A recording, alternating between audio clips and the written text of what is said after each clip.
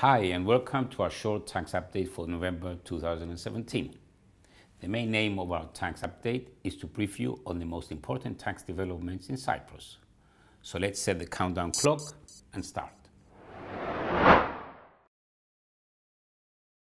Earlier this month, the House of Representatives approved an amendment to the law regulating the settlement of overdue taxes, which was published in the official government gazette on the 13th of November 2017. The amendment provides for the automatic write-off of all amounts not exceeding 100 euros. In addition, where the total tax due does not exceed 500 euros, an amount of 100 euros will be written off. It is important to note that there is no requirement for the taxpayers to submit an application for the write-off. Instead, a list of the eligible taxpayers will be submitted to the Council of Ministers for approval, and following approval, this will be written off.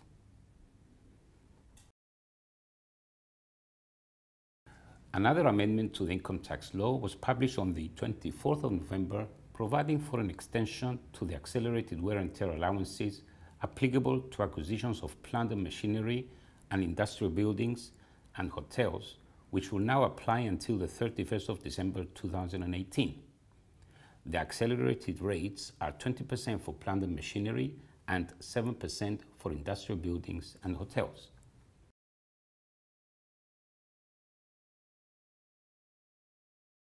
Let's now look at the tax circular issued recently by the Tax Department.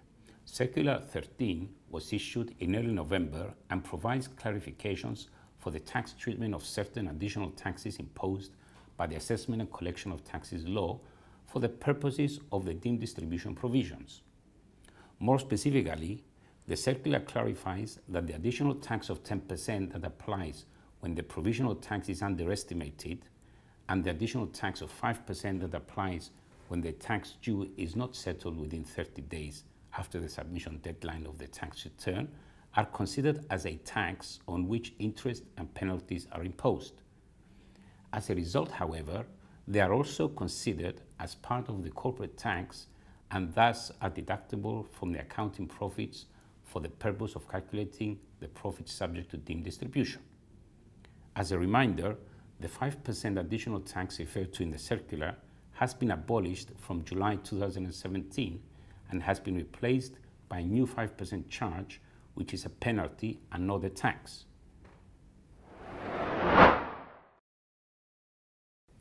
Although VAT is outside the scope of our tax webcast series, we have promised in the past to give a brief update on a new VAT law that has been recently voted on the imposition of VAT on land. For this reason, I am pleased to have with us our VAT Service leader, Christos Papamarkidis, who will give us a brief update. Keris, thank you for the introduction, and without any ado, I will update you on the recent VAT developments. On the 3rd of November 2017, the House of Representatives voted on the amendment of the VAT legislation, which imposes VAT at the standard rate of 19% of specific transactions. Firstly, the simplification method of reverse charge is introduced on transactions involving the transfer of building before the first occupation and the transfer of land from the borrower to the lender under a loan reorganization or forced transfer procedure. In these cases, the recipient of the property is required to account for VAT under the reverse charge provisions, provided that the recipient is a taxable person and receive the property in the context of carrying on a business or promoting it. This will come into force as from 2nd January 2018. Secondly, VAT is imposed on the transfer of undeveloped building land which is intended for the construction of one or more fixed structures in the course of the economic activities of the transferor. Again, this will come into force as from 2nd January 2018. Lastly, VAT is imposed on the leasing or letting of immovable property to a taxable person for the purpose of performing taxable activities. The renting of immovable property as private dwellings will be exempt. The legislation also allows for the option not to tax under certain conditions. These provisions came into force on the 13th of November 2017.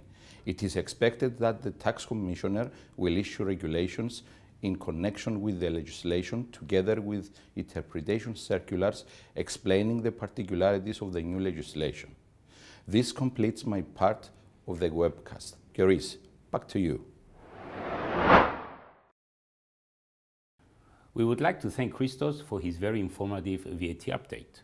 We will close off today's tax update with a brief reminder of the deadlines coming up. As there is no tax deadline for the 30th of November, we will look at the deadlines for the 31st of December. 31st of December is the deadline for the payment of the second installment of the 2017 provisional tax. It is also the deadline for the payment of the SDC on rents, dividends, or interest from sources outside Cyprus for the last 6 months of 2017.